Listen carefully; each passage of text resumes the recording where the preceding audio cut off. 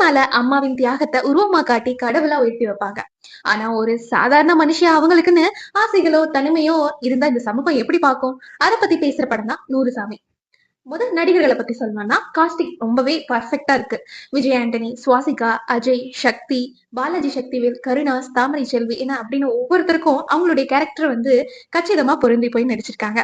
அதுக்கப்புறம் background music, BGM எல்லாமே வந்து பாத்தீங்கன்னா ஒவ்வொரு காட்சிக்கும் உயிர் கொடுத்திருக்குன்னு சொல்லலாம். அதோட வசனங்கள் பல இடங்கள்ல ரொம்பவே நச்சுன்னு வந்து சொல்லியிருக்காங்க. இதுல வந்து சுவாசிகா அவங்க செல்வி அப்படிங்கிற கேரக்டரை நடிச்சிருக்காங்க. தன்னோட 2 மகன்களை கஷ்டப்பட்டு வளர்க்கிற ஒரு கைம்பெண்.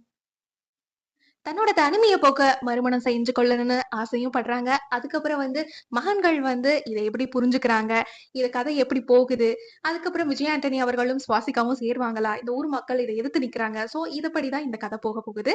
பிச்சைக்காரன் படத்துக்கு அப்புறம் இயக்குனர் சசி அவர்கள் வந்து உணவு பூர்வமான ஒரு சமூக பிரச்சனையை ரொம்ப மென்மையா கையாண்டிருக்காருன்னு சொல்லலாம்.